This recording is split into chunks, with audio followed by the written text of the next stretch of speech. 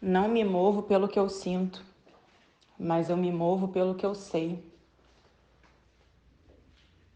Não me movo pelo que eu sinto, pelo que eu vejo, mas eu me movo pelo que eu sei. Jairo era um dos principais da sinagoga, ficou sabendo que Jesus ia passar por onde ele estava. A filha dele, de 12 anos, estava extremamente enferma. Ele vai correndo em direção a Jesus porque ele sabia que se Jesus, os milagres relatados até então sobre Jesus diziam o seguinte: se ele tocar, a pessoa é sarada. Ele se ajoelha aos pés de Jesus e fala: Mestre, Senhor, a minha filha está muito enferma em casa. Tem misericórdia dela. Venha comigo e toque ela. Jesus faz o seguinte: ok, eu vou com você, me leve na sua casa. No meio do caminho, todo mundo amassando ele. No meio do caminho da história de Jairo, quem é que aparece? A mulher do fluxo de sangue, que já tinha um plano quando ela saiu de casa e falou: se eu tocar a orla das vestes dele, eu serei curada. Ou seja, todo mundo falava, todo mundo sabia que precisava ser tocado por ele. Mas as pessoas não são iguais, as necessidades não são iguais. E ela nos deixou essa grande lição. A fé dela foi muito maior do que a fé dos demais. A fé dela foi diferenciada. Ela foi lá e ela traçou um plano que só dependia dela, não dependia dele. Só dependia dela, de acordo com a fé dela, porque o que diziam era: se ele tocar, será curado, mas ela não. Se eu tocar ele, eu vou ser curado. E nem tocar ele, tocar a orla da veste dele, porque se eu tocar ele, cultura da época, etc., não podia. Beleza. O que Jairo poderia pensar? Porque quando essa mulher tocou Jesus, Jesus parou. E alguém que está com uma filha enferma, prestes a morrer, tem pressa.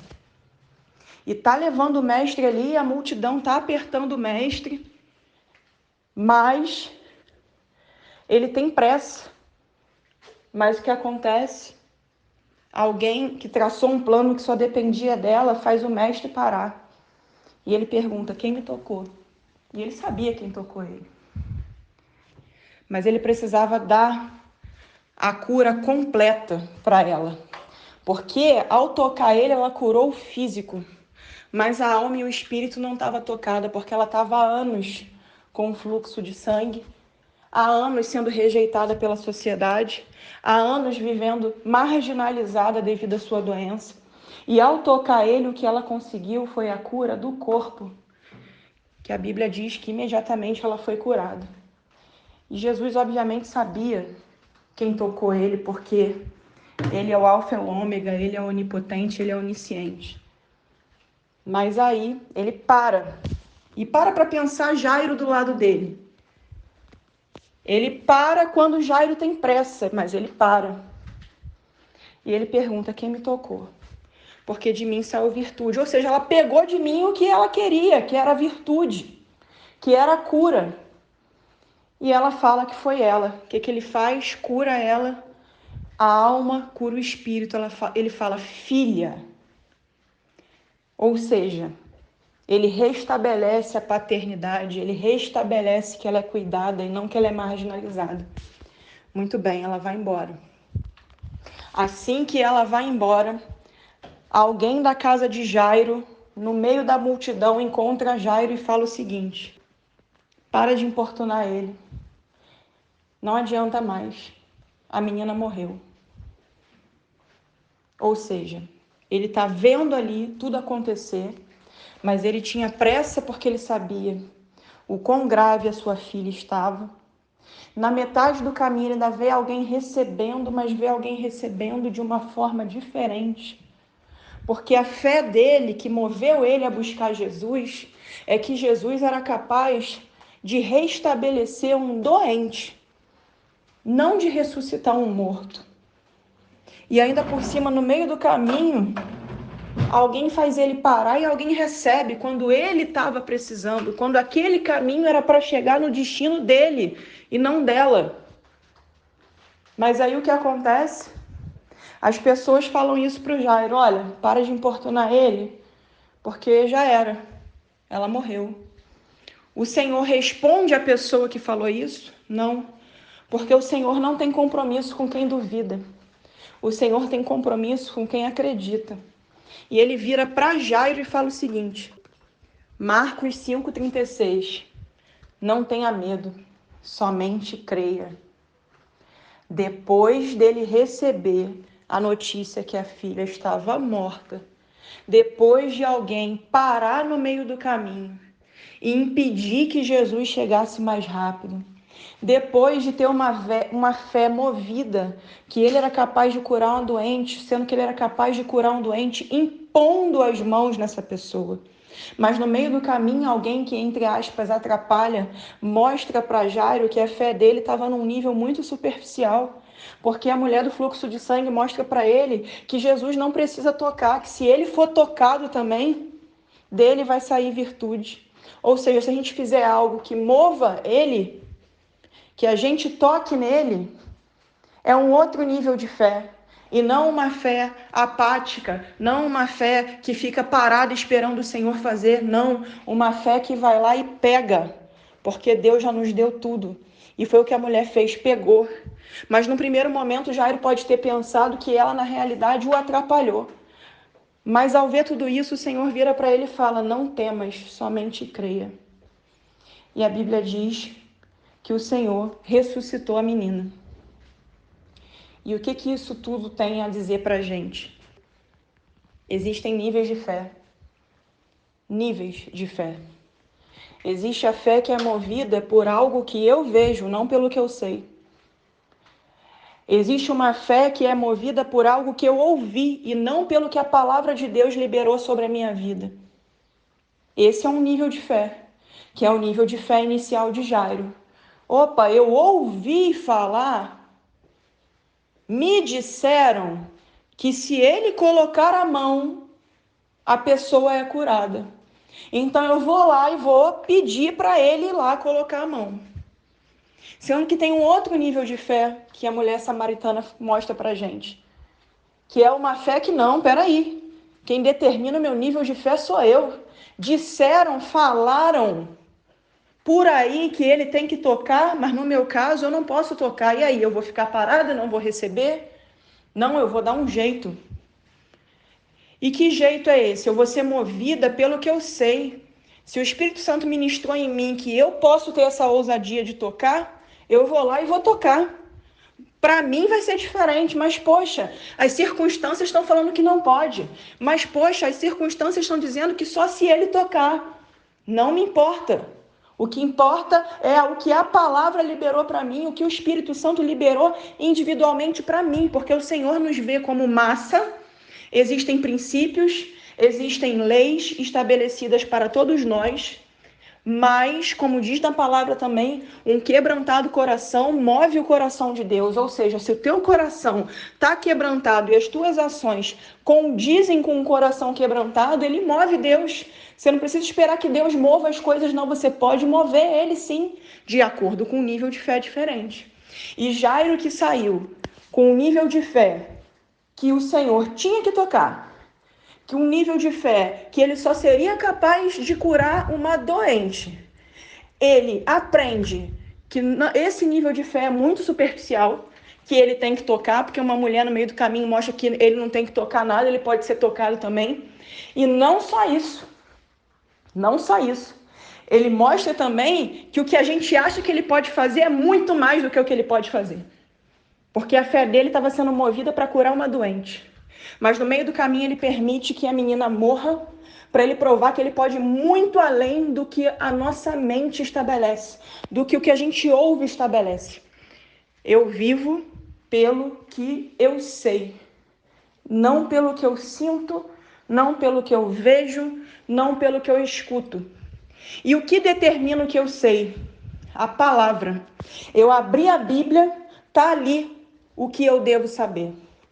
eu me ajoelhar e falar com o Senhor e permitir que o Espírito Santo fale comigo, é ali que eu sei o que foi liberado para mim. E aí vão vir N circunstâncias. Vai vir alguém no meio do caminho e vai falar assim, ó, para de importunar ele, que para você já deu, já morreu. E ele vira e fala, não temas, somente creia. Que o Senhor cure a nossa hipocrisia. Porque lá para Moisés ele falou assim, ó, escreva para o povo as coisas que eu fiz. Escreva para o povo as coisas que eu fiz, para que os filhos e dos filhos saibam o que eu fiz. O que eu fiz. Êxodo 34:10, quando o Senhor manda Moisés escrever os mandamentos, ele fala, escreve que eu faço um convênio contigo para que saibam o que eu fiz, e não só isso que ele fala. Ele promete que fará. Agora vamos deixar um pouquinho a hipocrisia de lado. Por muitas vezes a gente fala, Senhor, não quero nada. Não quero nada de ti. Eu mesmo já cantei um hino que eu falo, sem olhar tuas mãos, mas procurando tua face. Mas, para chegar nesse nível, existem níveis. Dificilmente a gente serviria um Deus que não faz. Silêncio. Silêncio por quê? Porque a nossa hipocrisia grita. Não, eu só quero olhar a face dele. Eu só quero que ele habite em mim para que reconheçam que ele habita em mim, para que eu possa fazer a obra dele. Ok, esse é o propósito. Esse é o propósito. Mas nós somos bebês na fé. A maioria de nós somos bebês na fé. Se a gente não vê a mão dele primeiro agindo na nossa vida, dando o que a gente precisa, dando o que a gente pede, dando coisas muito além, porque ele diz que os meus pensamentos são muito mais altos que os seus. Se a gente primeiro não olhar o que ele faz, a gente não está pronto para chegar nesse nível de intimidade com ele, de olhar somente o que ele é. E ele, na sua infinita sabedoria, ele, quando escreve os mandamentos lá no Antigo Testamento, Espírito Santo falando comigo, uma outra coisa, enfim, no Antigo Testamento, por isso que eu acabei de falar em Êxodo. Mas o Senhor Jesus depois fala o quê? Fará obras muito maiores do que as minhas, ou seja, vocês também vão fazer, porque eu faço. Ele não falou, serás tão quanto eu. Ele não fala isso, apesar da gente poder ser, porque ele restabeleceu tudo. Ele restabeleceu a aliança com o Pai. Apesar de nós sermos, ele não fala, será como eu. Ele fala, fará mais do que eu. Fará, fazer, executar. É um Deus que desde a antiguidade não se viu, não se percebeu, com ouvidos não ouviu. Um Deus que trabalha para aqueles que nele esperam. Esperam, olha, ele trabalha para nós. Ou seja, ele quer trabalhar para nós. É a essência dele querer trabalhar para nós. Mas por muitas vezes a nossa hipocrisia não permite ser honesto, sincero com ele. E por muitas vezes a gente, não, eu tenho uma necessidade aqui que é diferente da necessidade do irmão ali. Não, enquanto eu estou pedindo aqui um carro novo, o Senhor está ali, tem um irmão ali passando fome. Eu não vou abrir a boca para Deus e vou pedir isso. Ele não é um Deus que trabalha por necessidade. Ele é um Deus que trabalha para aqueles que nele esperam. Nós temos que depositar as nossas expectativas nele. E que expectativas são essas? Nós estamos no plano material. O Senhor está me dando aqui um versículo que eu preciso ver qual é. Eclesiastes 3:13. Descobri também que a própria condição de comer, beber e desfrutar das recompensas pelo seu trabalho é um presente de Deus. Ou seja, não, eu estou na terra. Eu estou na terra, eu só tenho que buscar a face do Senhor e eu não tenho que pedir nada. Eu não tenho que pedir nada porque eu sou humilde. Humilde, não pedir nada é orgulho. Humilde não é pobreza. Humilde não é não ter as necessidades atendidas. Ah, eu tenho minhas necessidades atendidas, então não posso pedir nada, eu tenho que ficar aqui. Como é que você vai fazer a obra? Como é que você vai fazer o ID? Como é que a tua vida vai ser testemunho para que outras pessoas aceitem a Cristo? É pelo fazer. É pelo que Ele é capaz de fazer. Depois que Ele fizer, você adentra num outro nível de intimidade, num outro nível de relacionamento. É depois que você conhece o teu pai amoroso, o teu pai que também te corrige, o teu pai que tudo criou debaixo dessa terra, para que você desfrutasse do melhor. Está lá em Gênesis. Dominar sobre tudo. Dominar, governar. Não é se aquietar, se colocar num canto. E já que eu tenho uma migalha aqui, que não me falta nada, eu não posso desejar nada. Isso é mentira.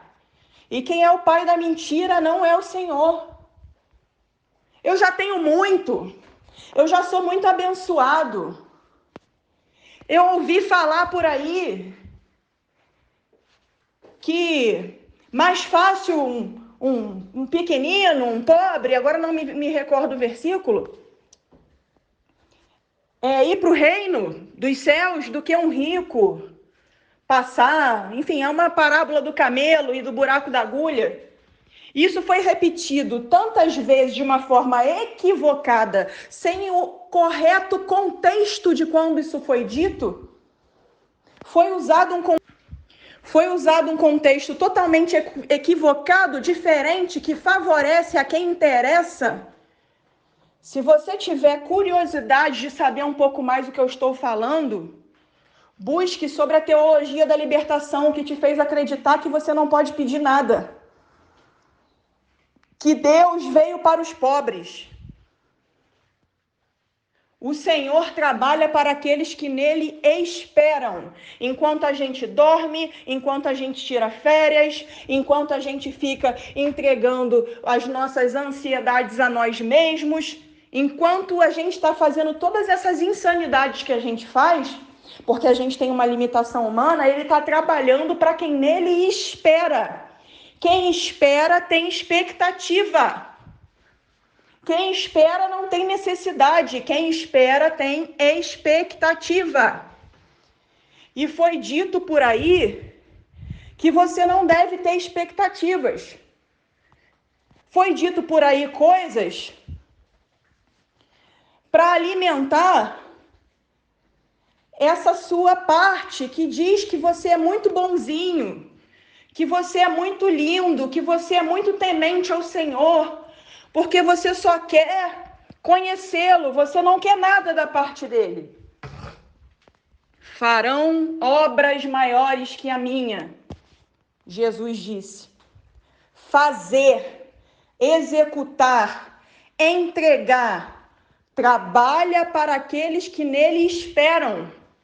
Esperar não é ficar parado, é depositar uma expectativa no Senhor e esperar. E crer, através da fé, que é a certeza das coisas que ainda não são, que Ele há de fazer.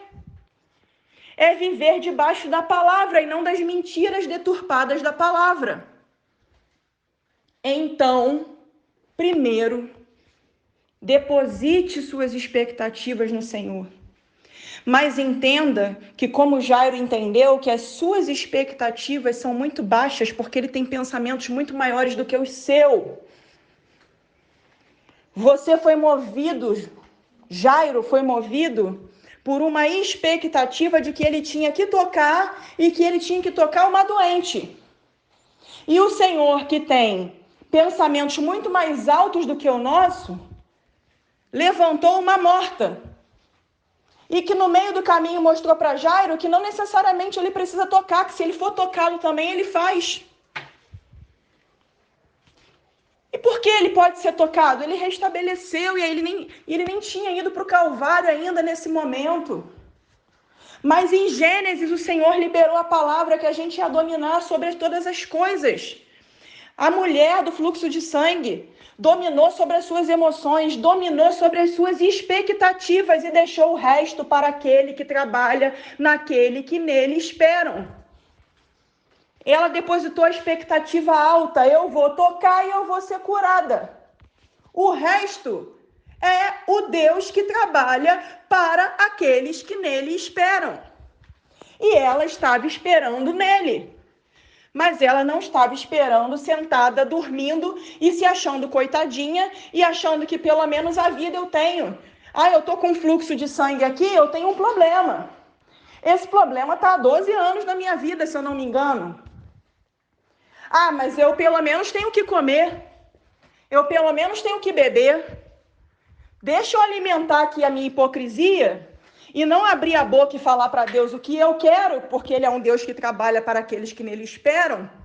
Deixa eu ficar sem depositar nenhuma expectativa nele, porque eu já estou bem, né? Eu tenho essa doença aqui, eu tenho essa questão aqui, mas pelo menos eu tenho onde dormir, mas pelo menos eu tenho um lugar para tomar banho, mas pelo menos eu tenho uma comida na mesa. Quem sou eu, pequenininho, para pedir alguma coisa ao Senhor, enquanto tem um irmãozinho ali, coitadinho, que não tem o que comer? Talvez, e eu falo isso com muito temor, porque é o Espírito que está me guiando para falar isso, e falo com muito temor, talvez o irmão esteja do teu lado passando fome porque você não se levantou e não depositou uma expectativa em cima do Senhor para que a tua vida vire testemunho, para que através da tua vida, a vida dele seja transformada e para que ele conheça a Cristo. Quantos estão esperando você depositar a expectativa? Deposite a sua expectativa no Senhor. Mas não limite como ele vai agir, que ele tem que tocar, que ele tem que fazer. Saiba de duas coisas. O Senhor trabalha para aqueles que nele esperam. Se você não está esperando, se você não está depositando expectativa, ele não vai trabalhar. Ele não depende de você para fazer nada, mas você depende de você para receber. Então deposita a sua expectativa, mas saiba que os pensamentos dele são muito maiores do que o seu. Então não deposite uma expectativa limitada, uma expectativa pelo que você vê, pelo que você ouve, mas pelo que você sabe. E o que você sabe está na palavra. E eu estou liberando aqui para você duas palavras. Desde a antiguidade não se viu, não se ouviu um Deus que trabalha para aqueles que nele esperam. Outra palavra, fará coisas maiores que a minha, que as que eu fiz. Fará. Ele trabalha, ele faz. E os pensamentos dele são muito maiores do que os seus. Então que você possa hoje depositar expectativas muito altas no Senhor. Muito. Ele quer te curar no físico, na alma, no espírito. Ele quer fazer os seus celeiros transbordarem, tá na palavra. Ele quer fazer. Mas você, com a sua hipocrisia, não está deixando ele fazer. Porque está achando que já está bom para você, que você tem... Já está bom para você, eu tenho que comer, eu tenho um teto em cima da minha cabeça, o que eu posso esperar mais? Um Deus que trabalha para aqueles que nele esperam. Um Deus que tem pensamentos maiores que o seu. Um Deus que falou para você que você fará obra maior que a dele. Como é que você vai fazer uma obra maior do que a dele? Se você acha que você tem que comer, que beber, que um lugar para dormir é o suficiente. Deposite as suas expectativas. Mas as suas expectativas têm que ser com base na palavra. Não tem que ser com base nas suas limitações humanas, na sua cogniscência, no que você vê, no que você ouviu, no que seu pai disse que você podia conquistar, no que sua mãe disse que você seria. Não. O que ele falou que você seria é imagem e semelhança dele. Que você dominaria sobre todas as coisas na terra. Que você faria coisas maiores que ele fez. Para isso, você precisa de expectativas altas. Deposite suas expectativas nele, mas muito maior do que você possa imaginar. Quer um carro? Deseja outro carro 5, 10 vezes mais caro. Já ouviu aquele ditado? Vou mirar na lua, se eu acertar na estrela. Mira na lua. Sabe por que mirar na lua? Para você romper a sua pequenez humana. Para você romper as limitações que a tua alma te coloca. As tuas emoções, as tuas crenças, que muitos dizem para aí, crenças limitantes. Para você romper o que você ouve pela sua cogniscência, pelos seus sentidos físicos, sensoriais. Ah, mas eu vi isso. Ah, mas eu vivo num ambiente que o máximo aqui que conseguem no meu bairro é isso. Ah, mas eu vivo num ambiente que o máximo que conseguiram na minha família foi isso. Não viva pelo que você vê, pelo que você sente. Viva pelo que ele te disse, pelo que você sabe.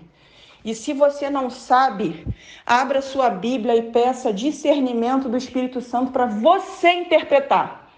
E não interpretar pela boca de um falso profeta que fica falando insanidade para poder controlar massas. Se relacione direto com o seu Deus. Jesus veio para restabelecer a aliança e você não precisar ir no Santo dos Santos através de um sacerdote para falar com Deus. Você é o sacerdote desse novo tempo. Como você pode ser chamado de um sacerdote se você não tem feitos? Quem vai seguir um profeta? Quem vai olhar para a vida de alguém que não tem feitos? Que não tem realizações? Nós estamos na matéria, não estamos no céu ainda para você viver somente. Ah, eu quero a santidade. A santidade tem que ser o seu alvo, é claro, é óbvio, não estou falando o contrário. Mas esse é o alvo.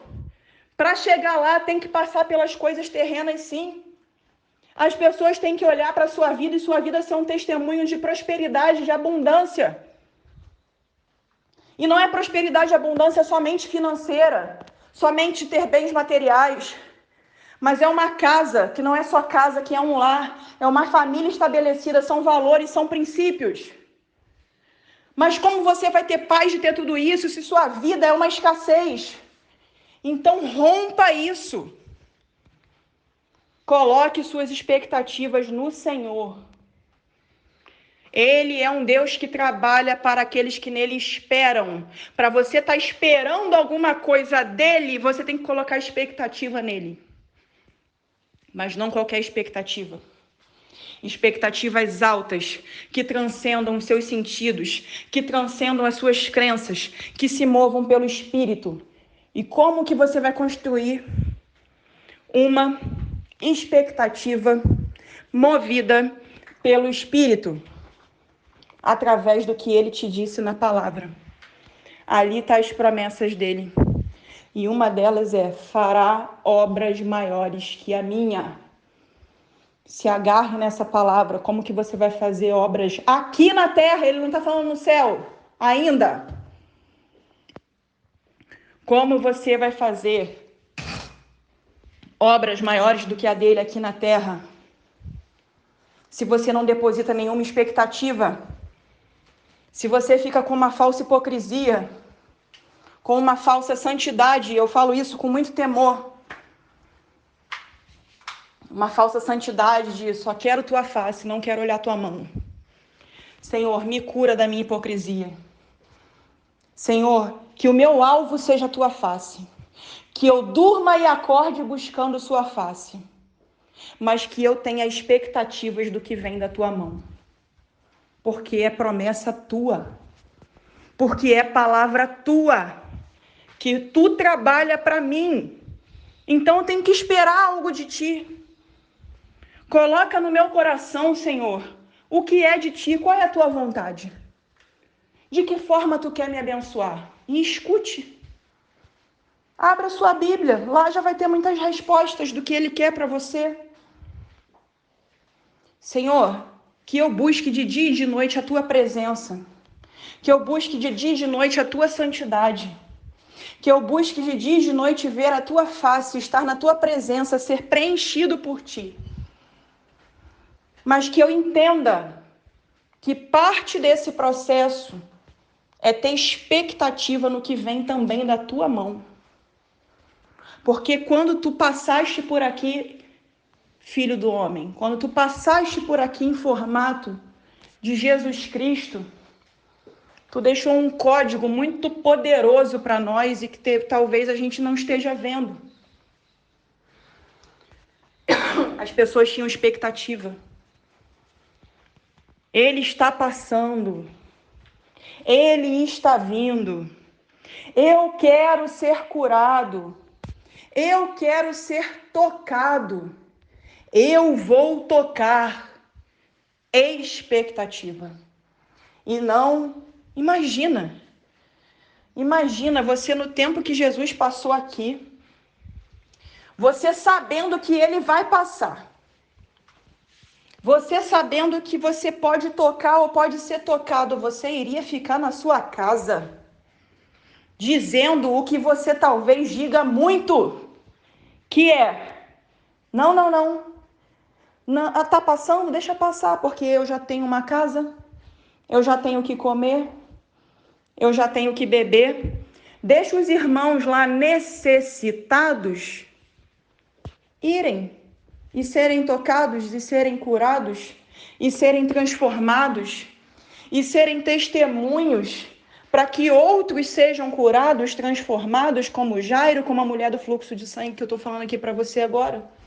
Deixa que eles, é para eles, porque eles têm mais necessidade do que eu.